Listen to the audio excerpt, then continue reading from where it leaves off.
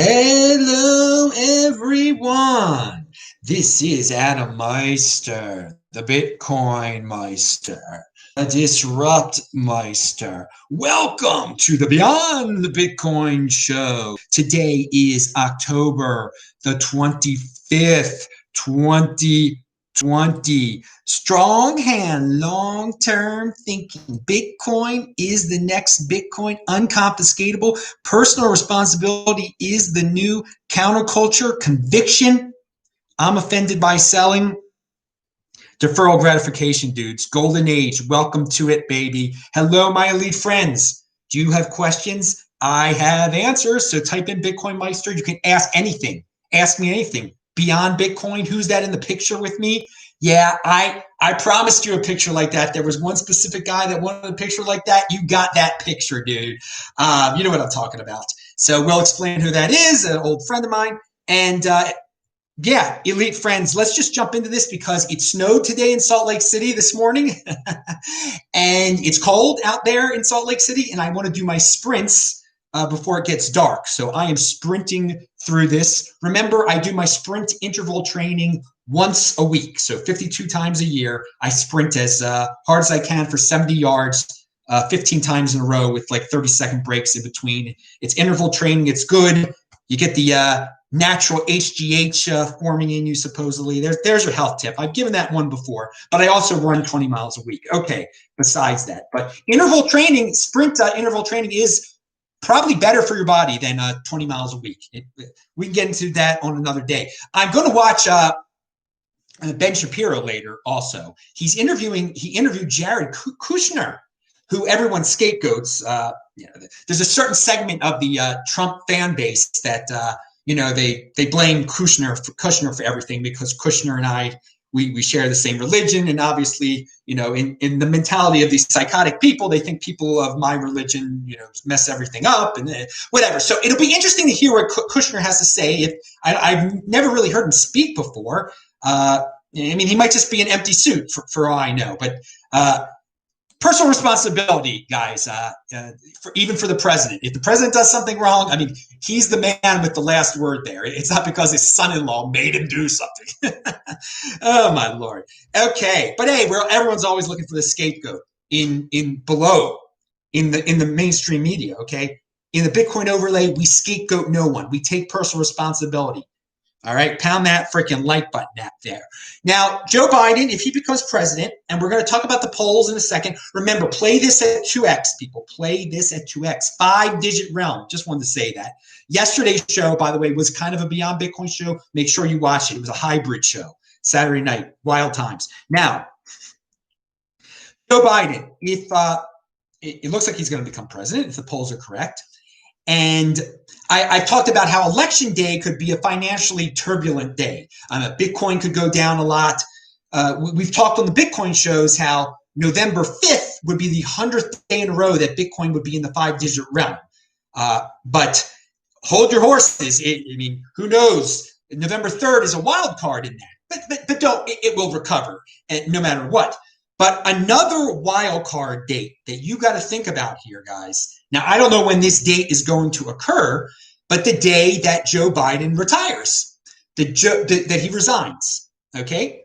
And it depends on how they do this resignation, because he's not going to make it 4 years. I mean, he could. I think a natural passing away would be less turbulent than him just resigning for some weird reason. That would shock people even more. Death is a natural thing. It's a very natural. We've had quite a few presidents die. William Henry Harrison, he died of natural causes, and he was anyway. But I knew someone from Southern Indiana that went to William Henry Harrison High School. Yes. The president, who was president for 40 days, has a high school named after him. Of course, because he was famous beforehand in that area of the United States, near Evansville. Pound that like button if you know where Evansville is, and if you've pounded anyone from there, like I have. Oh, now, oh man, that's too funny. I'll say this: the Hunter Biden story. I've got an interesting take on it. Okay, there's so much corruption in Washington. And if when he was vice president, Joe Biden was doing some tit for tat with China that included his son, that's real bad. Yeah, that is real bad. But the media isn't asking him about it.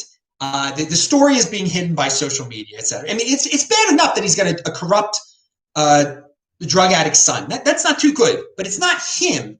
But I'm being original about this story, because if he wins the election, which it looks like he's going to win, how about if it is true? How about if he has done something pretty nasty with China and his son? Well, Team Kamala, they're keeping an eye on this, right? Because, she slept her way to the top. Of course, she would stab her president in the back and start, encouraging the media to run with this story, okay? So this story, if Trump loses, it might come back again, like a bad case of VD that, the future vice president might have, because she slept. Anyway, so, because the VD doesn't go away. It just keeps coming back and back. You asked the ladies down on Baltimore Street about that. Now, so keep that in mind. Let's say that does happen, that the media decides, we got a liberal team elected here. Now we're going after the big man. He's white, so we don't like whites anymore, and he's an old man. So we're going to go with the story. We're going to pick up the story, which we should have done beforehand, because any legitimate media would. This is a big story. The New York Post covered it, but of course you can't hear about it on social media, because on many social media platforms, because they're liberal and they don't want to talk about it. Okay, but you might. So the whole point of this is that the story, if Trump loses, the Hunter Biden story, it might come back again. It might be the president, Vice Joe Biden's downfall, and that's what could lead to Kamala Harris. Now, if that happens, that could rock the financial markets, depending on how it is conjured up. Now, if the media does it gradually, if it's a huge, if Kamala already, she's an aggressive lady. Again, to do what she had to do to Willie Brown, you got to have conviction in what you want in life. Okay, so she's willing to get down there, get down with the Brown. She who knows? She's probably got friends at New York Times already ready to run with this story. Who knows? So it could be done gradually, so there wouldn't be that much of a shock to the nation. But who knows? So keep an eye on that one. If Biden becomes president. Now, pound that like button. Let me see. Again, we do have questions over there. What are your thoughts? Tabal says, what are your thoughts about on, I can't say that word, dude. And I don't exactly know what you mean. Not pleasuring yourself so that you keep your natural fluids within you. If that's healthy, it could be bad for your prostate. I would say there's no point if you have the urge to release your maleness. You should. You should. It usually gives me like a burst of energy, man. It gives me the testosterone starts flowing a little bit more. I wouldn't overdo it, but I don't think trying to hold it in. Now, I hope you don't mean like. I hope that's what you mean, not like some dude that does that and then saves it for later or something. That's sickening. I hope that's not what you mean. Okay, now, did you catch the Dodgers game yesterday? Don't think I've seen such an exciting game in a while. It was, they were going back and forth, and the ending was, it was an error. The catcher shouldn't have made that error, but it's clearly a good matchup. It's a contrast in styles. One team, the Dodgers, high paid, big stars. Tampa and I give Tampa credit because they've lost, they lost their original coach, they lost their original GM, but they've continued their style of low cost, studying the stats. What's very interesting about sports and what Tampa might evolve into, someone could create a baseball algorithm one day where you wouldn't even need a general manager, and the computer would just tell some guy what to do, who to trade, who to bat, who to do this. And Tampa is that deep in statistics right now that they have some good young pitchers. They do have some good young pitchers. But like they got a lot of role players and stuff. And I thought Los Angeles, and I still think Los Angeles will win the World Series. I think they're the better team. I think they are the better team because of this. Mookie Betts is a very good player, and Kershaw is the best pitcher of the pitchers. I mean, maybe one day some of Tampa's pitchers will be better. Now, I'm not an expert. I haven't been following the season close at all. I mean, I only paid attention to the Orioles, but I mean, the Dodgers have been a dominant team for quite a few years now. And it's interesting. So, I mean, the big takeaway from this is that sports might evolve into, I talk about don't be an algorithm slave. And Yuval Noah Harari, I just watched his channel some more. And, I mean, he's very worried about how governments can abuse algorithms. And he doesn't like that so many people have just allowed, like, given so much of their information to governments out of fear of getting sick. These tracking devices that are going on, when you say who you encounter, I mean, it's crazy for the virus what people have given away so they could be tracked for the tracking apps. But I going back to the algorithm in baseball. So if algorithms can figure out the way people think to guide them where to go next on YouTube, I think someone could create an algorithm that could run a baseball team. And that might get scary. I mean, that might take all the fun out of baseball and sports. Like if it's just like everyone uses the same algorithm and there are no general managers anymore. It's something to contemplate there. It's something to contemplate. 123 No Scope said, BitcoinMeister, Biden isn't going to win. Polls are fake. We're going to get into that in a second. I hope everyone's playing this at 2x. His campaign engagement is low and the corruption is too great to be overlooked. Trump will win, followed by riots. Okay. If Trump wins, there will be riots. You're correct about that. No doubt about that. But the thing with Biden, that the polls are fake and that there's engagement is low. Dude, most people never really engage in politics. What's ever on the TV, they believe. And the TV is 24/7 Biden now, and that Trump is satanic almost, okay? So, I mean, this is pretty unprecedented that the media bias. I mean, you're pretty young. You're in college. Back in 2012, this was unimagineable how open the bias is now with the media. It's unimaginable. So people eat up. I say they're slaves to algorithms. They're so impressionable. And now, especially when you're scared, you're really impressionable. So I would have to believe that the polls are close to being correct. Now, I don't think the polls are when there's a poll that says Trump is going to lose Texas, or when there's a poll that says Trump is going to lose Georgia. I don't know. I think that is incorrect. I think that's incorrect.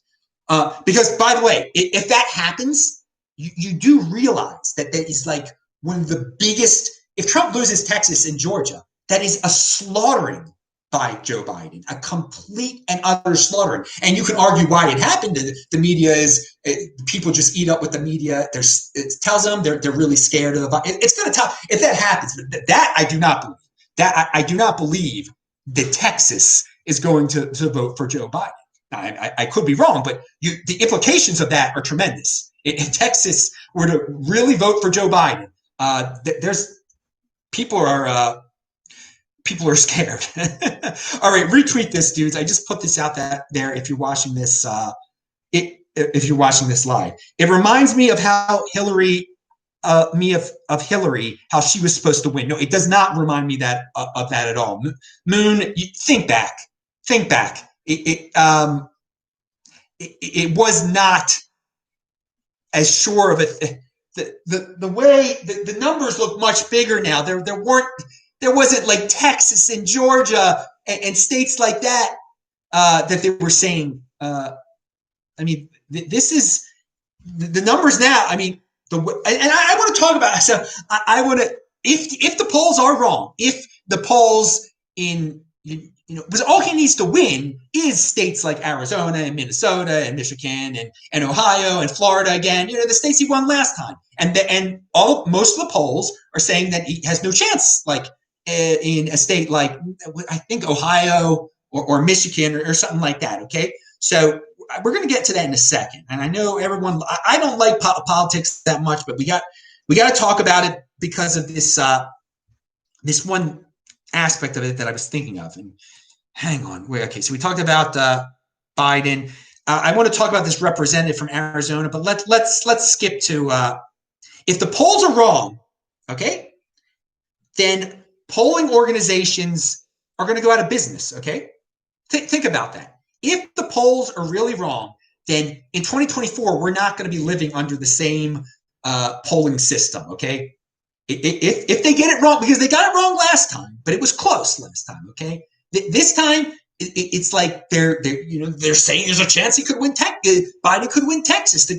It looks pretty overwhelming at this point, and much worse than it looked in. And watch Ben Shapiro. He goes over the specific numbers to show you that right now the polls are much worse for Trump than they were at this point in 2016. Okay, and so if they're wrong again, then polls are nonsense. The way they're running their business is completely wrong. Their formulas are completely wrong.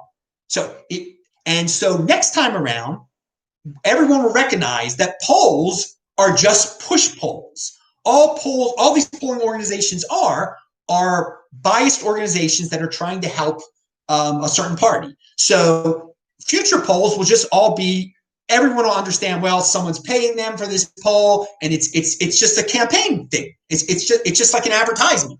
A poll will be synonymous with an advertisement. But right now, they're still, I think most people think that that their business model is based upon them being reliable. News organizations and other organizations pay polling organizations because they think that they're going to be able to learn the future from them.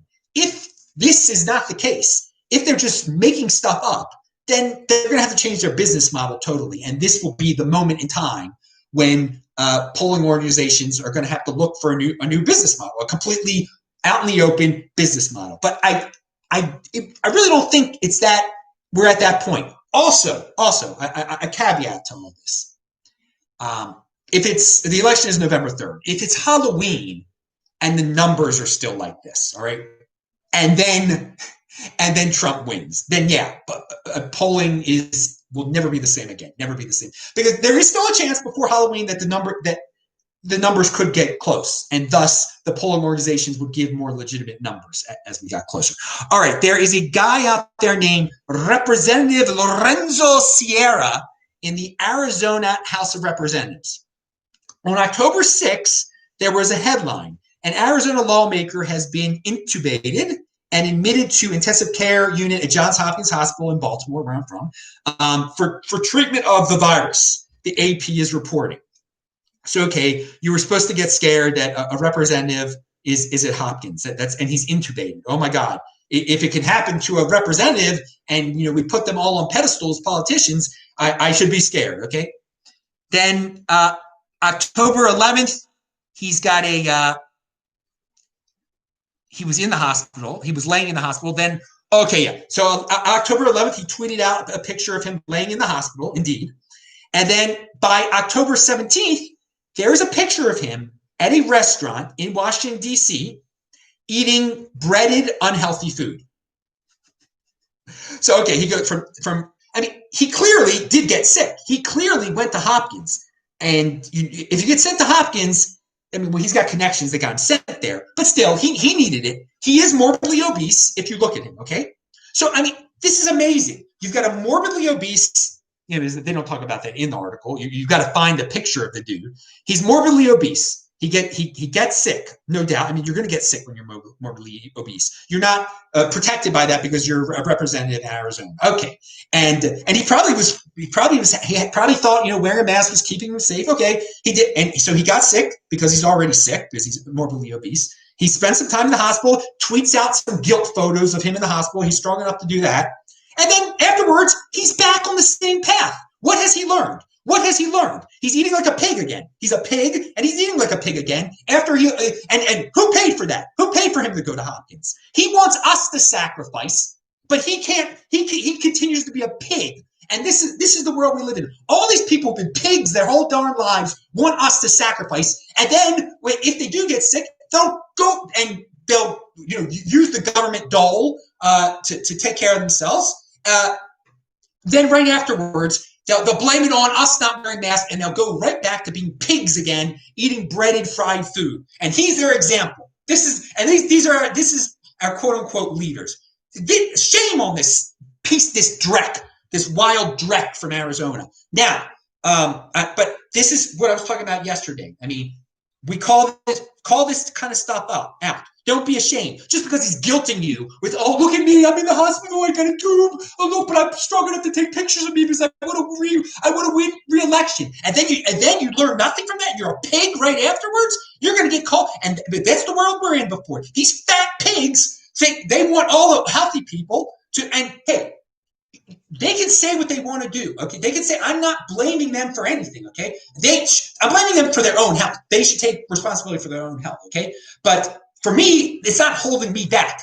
But what they're doing is unethical. Okay, what they're doing is wrong, and you should not stay silent when something this egregious is in your freaking face from a dude. So you can do that, dude. You go ahead, make my day, do that. I'm in the Bitcoin overlay, but you're not getting away with it. I'm going to talk about it in my show and make money off of you through YouTube. All right, so you can look at him. You can look at this fat pig and decide for yourself. Now, and he can't sacrifice. He wants the whole world to sacrifice. He can't sacrifice his fried tamale or whatever right after getting out of Hopkins. Now, okay, we talked about the polls being wrong. Pound that like button. You can get shirts like this. This is Satoshi Nakamoto. Where in the world is Satoshi Nakamoto? That's pretty good.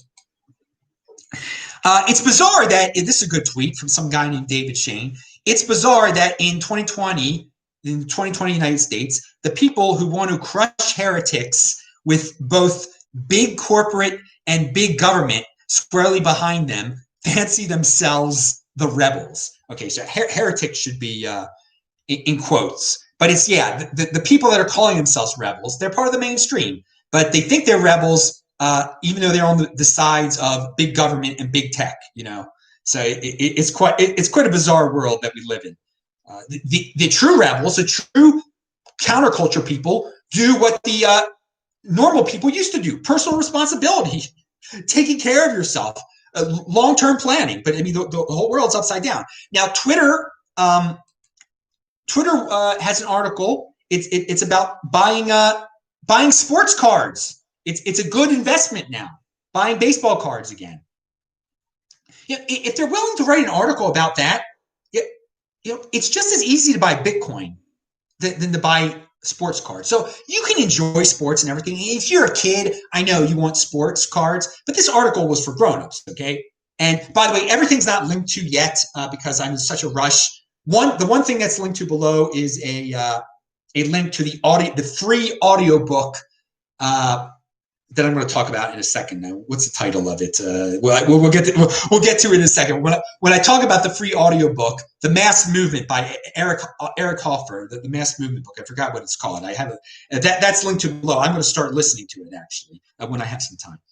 But baseball cards are not for grown-ups. They're not as good of an investment as Bitcoin. I mean, I remember my dad, he somehow acquired a 1989 Topps baseball set.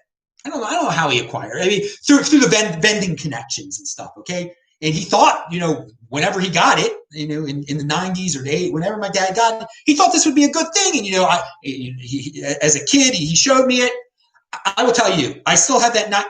Everyone knows 1989 Topps, Greg Jeffries or whoever's in that. It's still not worth very much. I mean, buying stocks would have been better. Now again, he got it for a kid. I understand that. Thank you, Dad. I did. Through the years, I enjoyed the 1989 Topps, and telling my friends I had this. Look, I've got baseball cards from the 80s. Oh, they're so old. They're so special. But no, 80%ers. It's cool to have collectibles. It's cool to have Beanie Babies. These things are fleeting, and it would be so awesome if more kids were interested in stuff like Bitcoin. But grown-ups, you don't have much of an excuse if you're still on the, maybe you just you're fed whatever social media tells you to watch, and they don't feed you stories about buying Bitcoin. They feed you stories about buying Beanie Babies and collectibles like baseball cards. All right, enough about that. That just made me think. Real quick, Wells Fargo here. Starting on October 25th, service hours for our small business customer service phone number, which used to be 24 hours, are changing to 7 to 11 p.m. Eastern time, and Sunday 9 a.m. to 10 p.m. Eastern time. The change means we can add additional customer staff during peak hours to better handle the increased volume of calls. I don't know about this, dude. I think this is a sign. You're cutting your business hours for small businesses. There are not as many small businesses out there anymore, are there? That's probably what it is. That you're small business. You've had to let some people go. You don't have to have that business anymore because the government has all these restrictions all over the United States. So many have shut down. They need to probably deal with the bankruptcy department or whatever. Okay, so that's a very interesting thing. You can interpret as you want to. I haven't heard anybody else talk about it. So the virus has definitely become political, and bureaucrats are straight up saying they're not hiding anything anymore. They're like, yes, we are in many cities. They're saying we will send kids back to school after the election. They say specifically after the election is when we can send kids back to school. I mean, they're not hiding a thing. What's the difference between today and after the election? What's the difference? There's no difference. There's no difference at all. In terms of health, if you're concerned about people's health, but if you're concerned about politics, oh yes, of course. November 4th is a magical day. Magical Mystery Tour ends that day, right? And here's an article about the Botox governor of Michigan, Governor Botox Whitner, or Gretchen Botox, her name. Okay, she says if you're tired of masks and wish you could go back to church, vote for Biden. She's not hiding anything. She's not hiding anything either. That this will all go away if you vote for the person that certain people want. And it's sickening. It's sickening that this is what has become in the United States of America. But it's also sickening that people don't have to hide it. People are so scared. People are so scared that the bureaucrats and the elected officials can straight up say exactly what they're using this for, exactly what they're scaring people for. It's all about politics. We've ruined a few businesses. There are not as many small businesses working with Wells Fargo anymore. Amazon gets bigger. We'll get bigger. Maybe our contributors will benefit from this, and then everyone will forgive us. Everyone will forgive us because I can straight up tell them what I'm doing to their face, and they don't even blink an eye. But 20%ers do. All right, now John says, what do we got here? Adam, FYI, Bitcoin stock to flow will be 57 by June 2021 and over 100 by May 2024. Gold is only 60 to 62, as you know. Yeah, I know.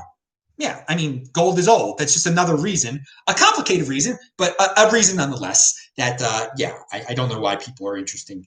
It'll be more, in terms of the stock to flow model, it'll be more rare than gold come the 2020. The 2024 halving is a big thing, and that's why in his model, I mean, it's worth so much at that point because it is so elite in terms of stock to flow at that point. So yeah, I am familiar with that. I don't get into this, as many people know, I don't get into the stock to flow model at all. I just know I take it one halving at a time, dudes. And I know at every halving, it's worth more. All right. So I told people, wait till 2020. I didn't say because of the stock to flow model. I said, simply, it's starting on that, the halving day, there's going to be less new Bitcoin made. I mean, it's simply a supply and demand. Is supply. I don't have to complicate it with stock to flow and compare it to this, that, and the other. So yeah, it's scarcity. I've said this before. That's all Bitcoin. It's so simple. Just like real estate boils down to location. So scarcity. So I don't try to complicate it too much. And of course, stock to flow incorporates scarcity in a major way in the model. But it's scary. It becomes every halving. It becomes more scarce. And every halving, I hope to I hope to Hashem that I have more and more Bitcoin. And I have never sold a Bitcoin for fiat. Pound that like button because I value my wealth in freaking Bitcoin. Do you think it's realistic for Bitcoin to have the same market cap of gold by 2025? That is that's the $7 trillion question, right? No, I don't think it is. I think we take it one step at a time. We got to get to 1 trillion first. And so for me, 2024 would be really great at 1 trillion. I would be happy if Bitcoin was worth $50,000 in 2024. I would be, that would be cool with me. So you're talking about $350,000 in 2025. I don't think that's, nah, not yet. I'm not. And by the way, I mean, yeah, we're going to get to 6-digit realm, but I mean, 350,000, that's a third of the way to the 7-digit realm. Well, let's hold our horses here. That 2025 is only 5 years away, dudes. I mean, you could go into my video archives and see videos I did about Bitcoin 7 years ago. All right. Yeah, but hey, again, I'm happy. Let's get to that 1 trillion. Let's get to that 1 trillion first. And, that some people think that this 2021 bull market could get us there. Okay, but could it stick there? Could it stick there? I don't know. Well, yeah. I think if I don't know. I think if Bitcoin if Bitcoin for some reason in 2021 hit 100,000, there's no way it's sticking there. There's no way it's sticking there. 6-digit realm will not be normal until after the 2024 halving. I don't see how that could be normal during this cycle. But I could be wrong. I don't know. I try to be conservative about the situation. But in the long run, what's the difference between 4 years, 5 years, 6 years here? And 1, 2, 3 no scope. You're a real good young guy. I think you're 22. So there's you're thinking about 2032. And then so put it all in perspective, people. And right now, let us remember that Bitcoin is $13,000. So we're talking about 50,000. We're talking about 100,000. If you get it now, having it a 4x, that's pretty darn good, dude. In a relatively short period of time, having it 4x from now, quadrupling your wealth in a very short period of time. But by 2021, and I'm not saying it's going to happen, but so let's put it in perspective in terms of time and what the numbers mean to you personally, especially when we're currently living in this $13,000 realm right now. All right, what do we have? Good questions. Let me see if there are any other ones there. I'm glad people are asking questions. All right, and remember, play this at 2x. People, play this at 2x. We've talked about. Oh God, I gotta go sprinting soon, dudes. Okay, so we talked about Botox. We talked about. Oh, and I'm gonna have to describe who's in the picture with me soon. Such a lovely lady in the picture with me. She did not need. I don't know if she needs. She doesn't need Botox now. She had a very beautiful skin. Very beautiful skin. All right. Now let's talk about scary headlines. I feel like I'm skipping something. Sorry if I skipped anything. The Financial Times has a scary headline. Will the virus break the UK? So that is the ultimate in clickbait hot headlines, isn't it? Will the virus, and they use the name of the virus, break the UK? No, the virus will not break the UK. If the UK acts like a screaming carrion and shuts the whole UK down again, yeah, that's going to hurt a lot of people economically, okay? That's going to break a lot of people and lead a lot of people into despair. But that's not the virus doing that. That's fear-mongering. You're adding to the fear-mongering, just like CNN. It adds, it gets people scared. It gets them to demand the government to act like China with the therapeutic totalitarianism. And that's what breaks the UK, therapeutic totalitarianism. That isn't the virus. The virus doesn't kill that many people. Okay, plenty of people die every year, and our economies boom and boom and boom. If the virus were just to let itself run out, economies would be fine. Economies are not fine because the government shuts economies down.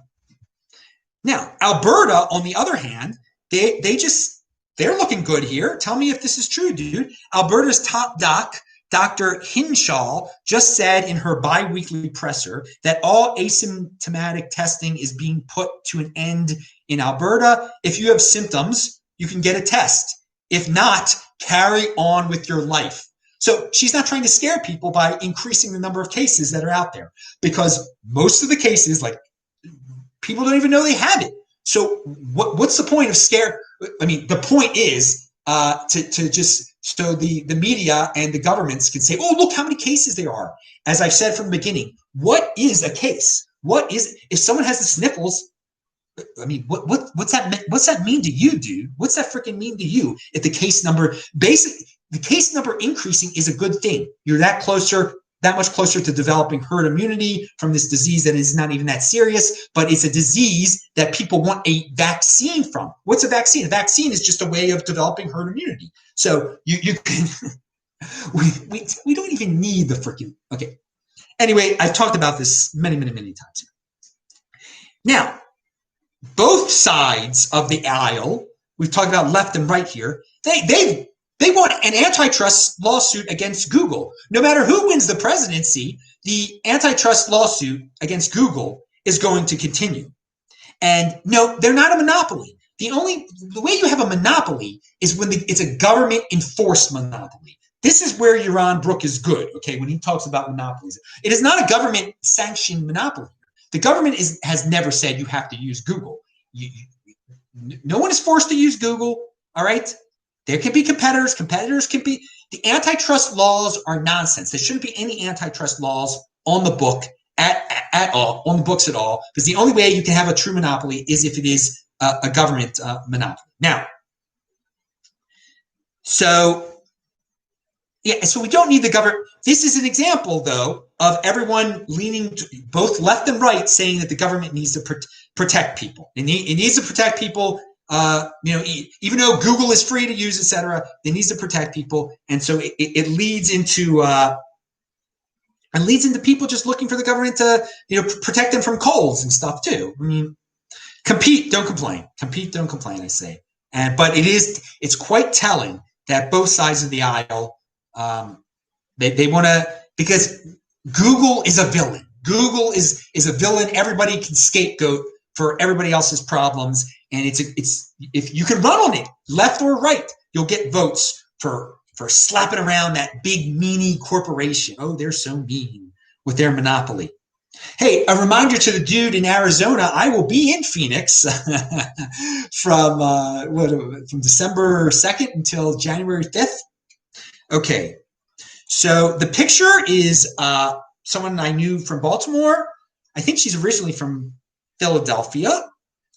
And we were friends, and she's an attractive girl. And I thought about making my move. And a friend of mine who lived in the same building and would hang out with her, he'd be like, "Yo, Adam." I mean, I was hanging out with her. I'm not gonna say her name. And man, she's got these small bikinis on her, hanging in her bedroom and everything. Man, you should try. You should try it. I was like, okay. And like one day I was talking to her, and she's like, she wanted to go swimming with me. I was like, oh, well, this is gonna be good. I'm gonna be able to see her in the bikini, and we're gonna go to the pool. And I was enthused about this situation. So we go. The pool is on the roof. And the incompetent people in Baltimore, who were the management crew over there, it was locked. We couldn't go. We couldn't go swimming and see her in the bikini and everything and have a fun time. But I would later learn, as our friendship grew, that she's by the way, she's 3/4 Korean and 1/4 Japanese, which is an interesting combination. And she was raised very well. She had quite a lot of morals. And I didn't have a chance. I didn't. You would have had to work real hard for that one, real hard. And she had conviction in what she believed in. She could say no. She could say no very, very easily. So I didn't get to the point where I was rejected. I knew to abort that mission before the mission was started. But she was a friend of mine, and she's a good person. And I never got to see her in a bikini, which is unfortunate. But that's just one thing. And hopefully she's doing well wherever she is. And yeah, that's that story. So that's a picture of us at Red Maple. I used to see her at the club, Red Maple, and we had fun there. And again, she's a very nice person, high class person, very high class. So not everyone is not everyone of the opposite sex that you encounter in Baltimore is high class, to say the least. So she had a strong hand in her own way. Now, okay, let us move on here. But a beautiful woman. So enjoy the picture there, guys. Now, let's see. Well, there's a question here. Over here in England, Michael Weber says, over here in England, it looks more like Trump is going to be president for another term. How, dude? It doesn't matter what's going on in England. Like, if people support him there, I mean, it only matters what the 80% of voters in America vote. So, I mean, this is what gets a lot of people confused. You know, there's a bunch of people saying great things about Trump in the media, and I do think some people that are being polled aren't telling the truth. But yeah, at this point, there's going to have to be something really big that's going to have to happen in the next. And so many people have voted already. Or again, or the polls are totally wrong and we're going to enter an entirely new paradigm, which is a possibility, I guess, but it's a long shot. All these Bitrio said, all these ladies in the thumbnails really valued his wealth. BitcoinMeister really valued his wealth in Bitcoin, in women. Strong fingers? Yes, I did. I did value my wealth in women for quite some time. I did. I've admitted this. But I turned it around. Now, I did not spend a lot of money on women. I was good with that. I was cheap with the ladies. I was cheap. When I was able to acquire them for free. It was after the acquisition, you would have to spend a little bit here and there, whatever. But no, I was good at, I mean, in this day and age, well, people can't go to bars anymore. But I think in this day and age, the people that are just out of college and everything, they can't. They're like picking up a woman at a bar is very difficult or impossible. And I, at Club Charles, at at Auto Bar, at those were two places I did real well at. Red Maple? I don't think there's some other place. Fraser's was okay. I did Auto Bar. I'm starting to forget some of my favorite bars where I did. I mean, I did well. I met plenty. Not just going. I mean, scoring a home run. We're especially was good at the Auto Bar and Club Charles.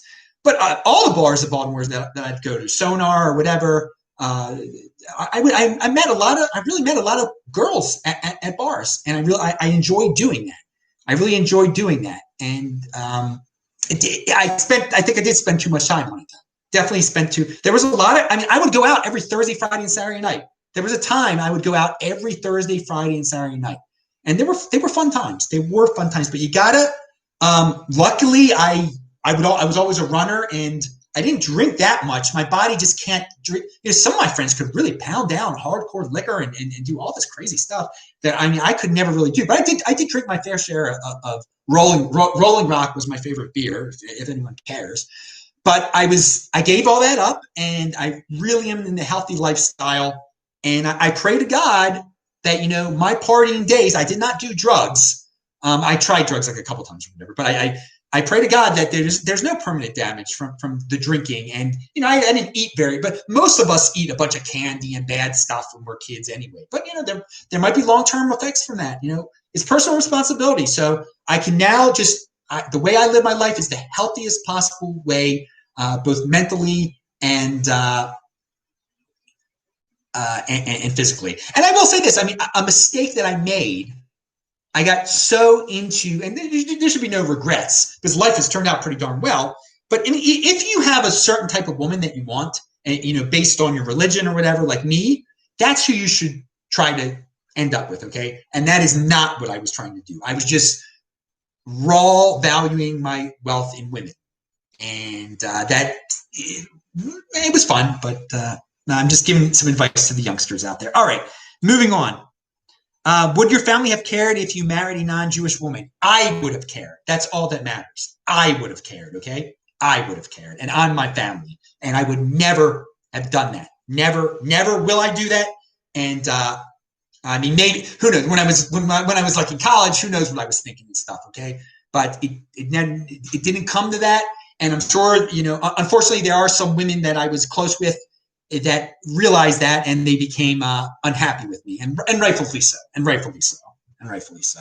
I'm not perfect. Okay, now, what if the woman's father is Jewish? No, she's not Jewish. If the woman's mother is not Jewish, she's not.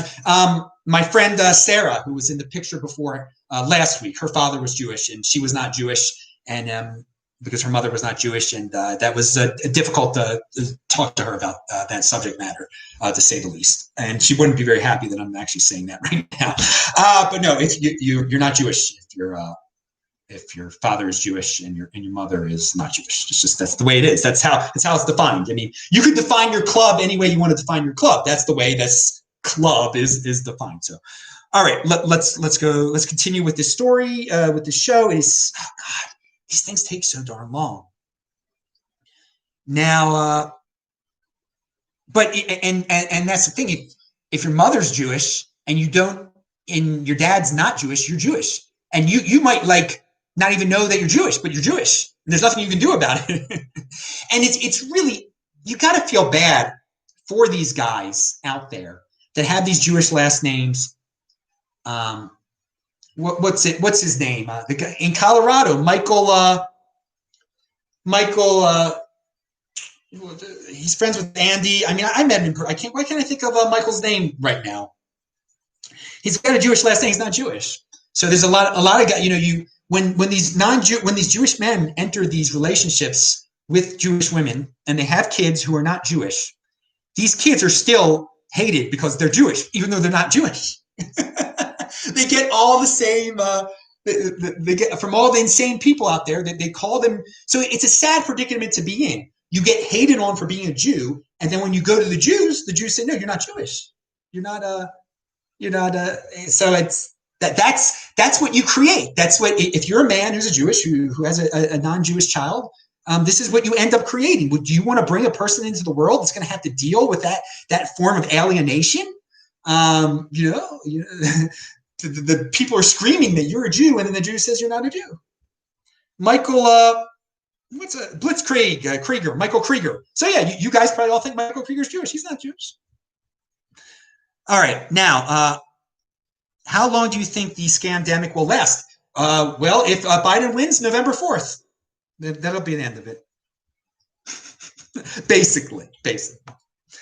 Otherwise, it can't last that far into 2021 if Trump wins. It can't. It just, something will break. Something will have to break by the spring, okay? Come the year anniversary, things are going to be... Now that there is a possibility that something else could come out of China. I don't know. There's always that. But I'm not expecting it to last very much longer, even if if Trump is president. Now, but definitely, if Biden wins, November 4th, it'll be over. It just the media will stop covering it. The media will stop covering it on November 4th. Okay, moving to the next subject matter at hand. What is the difference between Orthodox and other Jews? The Orthodox way of life is proper Judaism. That's proper. The conservative and Reformed and secular, that's not following the Torah. That's not following it. So I mean, I was raised, going to the conservative and the Reformed, the shuls and everything, and that's not proper Judaism. They make their own rules and stuff. Now you're still Jewish, but you're just not doing it properly. It's just not the proper way. The Orthodox follow the Torah. They follow the law. That's there. And if it's the law of God, it can't change. You can't just say, well, no, we're gonna do a little switcheroo here, and this holiday is only one day instead of 2 days or whatever. So Orthodox Judaism is the true Judaism. Is the true Judaism on the religious side. So, but this. I'm not going to say, oh, you're a horrible person because you're not following Orthodox Judaism. I'm not one to do that. But am I perfect? Do I follow do I keep kosher? No, I don't keep kosher. I don't keep kosher the proper way. I don't eat pigs, but I don't keep kosher. And so to Orthodox Jews, they keep code because that's the law. That's the law. Reform Jews, you can bring a freaking pig into the banquet hall or something like that. Maybe not a pig, but McDonald's or something. You don't think there's a globalist technocracy takeover happening? No, I don't think it's a conspiracy. I think that plenty of leaders all across the world are seeing that algorithms are very powerful. People can get very scared and are using technology to help gain more power. So, but I don't think it's not coordinated. And there's not like some behind the scenes non-governmental person telling them what to do. They're seeing it's pretty successful. They're seeing what's going on in China. There are people that love that the China model is very successful in controlling a billion people. All right. So there are plenty of evil people in government from Australia to the United States who like that, who like therapeutic totalitarianism. So you're describing therapeutic totalitarianism. I don't think there's a mass conspiracy though that everyone's agreed behind the scenes we're all going this way. Okay, no, that's not happening. But there are definitely plenty of people that are falling in love with the Chinese model, and some of them are incentivized to fall in love with the Chinese model because they owe China a lot of money, and they built them roads in their countries, etc. But there's plenty of free-thinking people all over the world who understand that is not the way to go. And we just got to keep on talking about it. And I know that the United States will not become like China. I know that it will not. It will not, because the Second Amendment is that final line in the sand that will prevent something like that happening. There are going to be plenty of people, unfortunately, that are openly admiring China. Actually, we have a quote from one of them coming up here. Jeez, this show is taking so long, dudes. I'm going to be sprinting in the dark. Okay, I'm not going to talk about that.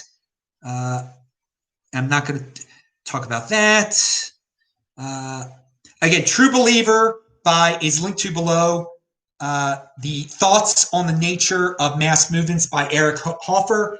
And as I've said from the beginning, this virus panic hysteria is a mass movement.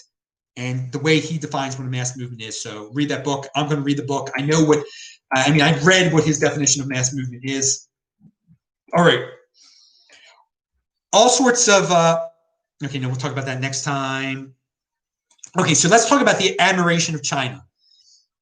They are setting the tone on how they think a government should handle this situation, okay? They're doing it through propaganda. They're bragging about how successful they are. And I mentioned this guy before, Michael P. Senger, follow him on Twitter. He's speaking up against it. And he says millions in concentration camps, internet censored, Hong Kong annexed, religious sites demolished, thousands of activities disappeared, term limits eliminated, and of course, an entire world shut down. All examples of Xi Jinping's rational leadership per Washington Post. So yes, the Washington Post, and he links to and this will be linked to below. He quotes a Washington Post article that says Xi Jinping demonstrates rational leadership. What China has done is rational leadership according to the Washington Post. So there are plenty of people out there that love this therapeutic totalitarianism. They call it rational leadership. It's not.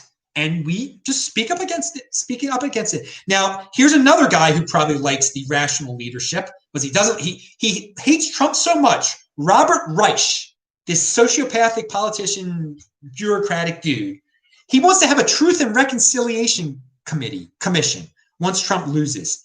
When this nightmare is over, it's been a nightmare. What a drama queen. They exaggerate things so much. Nightmare. I mean, life has been great this last 4 years. It has been. If you're in motion, it's been freaking awesome, dude. When this nightmare is over, we need a Truth and Reconciliation Commission. It would erase Trump's lies, comfort those who have been harmed by his hatefulness, and name every official, politician, executive, and media mogul whose greed and cowardice enabled this catastrophe. Okay, so dude, it's called peaceful transition of power. This is not a third world banana republic where we have revenge against the previous administration. Okay, and this is what we've done for 200 years. We don't try to get back at the other guys and line up the other guys against the wall and have truth and reconciliation commissions. And he has a picture of South Africa, and he points to South Africa as a success because in South Africa they had a truth and reconciliation commission. They had this in South Africa, and he says, "I love the people responding to this tweet as if it's radical, undemocratic idea." And he shows South Africa to prove that it's not a radical, undemocratic idea. Dude, do you know what this has done? Have you ever been to South Africa, dude? I mean, have you? When I was in Johannesburg, I went to the supermarket. It closes at nighttime when it turns 6 p.m. People don't go out at nighttime. People have walls around their freaking. Lorian Gamaroff has a wall around his house. He has a wall. Everyone on Lorian Gamaroff Street has a wall around their house. That's what truth and reconciliation is about. They had a lot of truth and reconciliation come about after 1994, didn't they? Because now they all have freaking huge walls with barbed wire on top of them, on top of their fence. And when Lorian's wall fell down and he didn't fix it, someone broke into his house and stole his laptop, which he had just moved a bunch of Bitcoin from. Now, this is a while ago, but I just want to point this out to Robert Reich, who tries to say that a Truth and Reconciliation Committee commission a la South Africa is a good thing. Like he believes all the hype. Oh, they live in a perfect rainbow nation over there. Financially, it's been falling apart for years. Physically, it's falling apart. It's literally it's beautiful in terms of and the people they're great people. They're great people there of all races. But they've got a lot of freaking problems there, and that's what truth and reconciliation. That's what truth and reconciliation is on a good day. Let's talk about what it is on a bad day. Okay, and this is a tweet reply. This guy says, "Yeah, and maybe you could set up semi-secret places where the people you disagree with could be taken, maybe in the middle of the night, and re-educated for an ill-defined time by inhumane guards until they die of starvation or torture, and then throw them in mass unmarked graves." So yeah, that's all. Getting back at the previous administration and getting the truth. There's the truth right there, and re-education. That's part of truth, right? And reconciliation. If you're re-education, you know the truth, right? And you've reconciled at that point.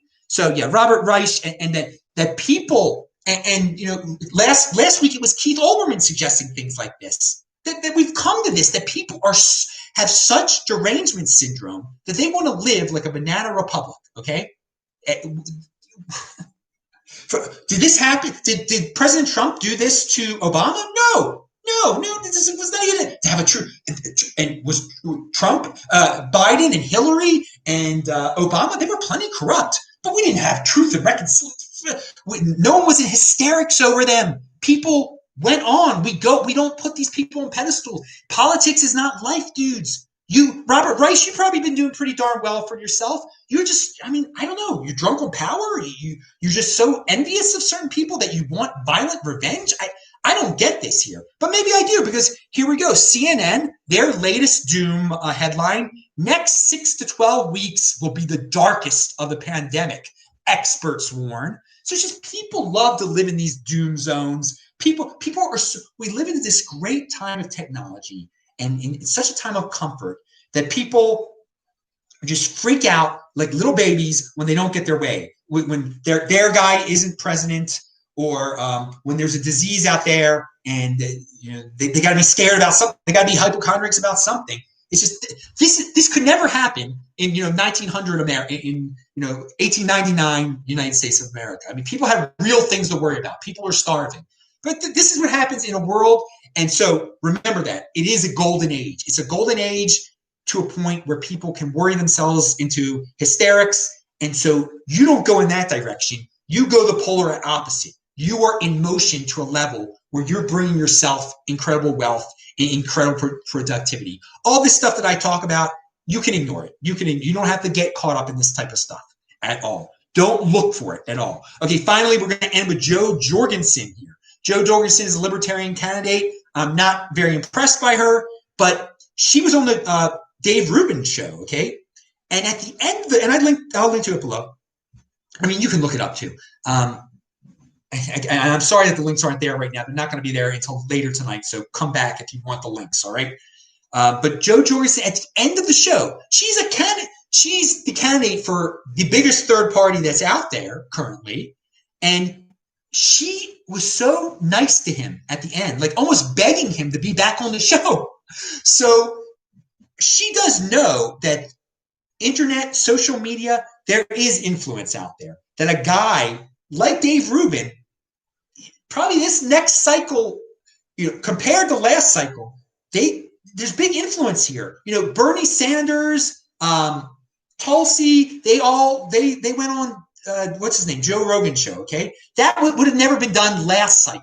I mean, Trump went on Jones's show. That was like new. But so now we're getting ready. Next time it'll be even smaller shows. So I think it's a good thing that people they don't want to have, it seems like politicians are morphing slowly away from just getting their free TV time. Some of them are now like, I want to get on these micro shows relatively because maybe in truth, more people watch Dave Rubin than watch certain shows, at least on MSNBC. Okay, so I thought it was very odd in a way, or just insight into this golden age that we're into, when she was like almost begging him to like come back on the show, on the Dave Rubin show. So I thought you can watch that. And again, I'm not.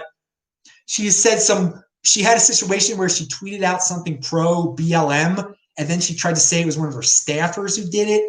But then she starts talking about this institutional racism buzzwords and stuff. So she doesn't seem exactly libertarian to me. She has no shot anyway. Okay, and that's not the point of me mentioning her. It's just the changing media political landscape. And yeah, I really do hope too that by the next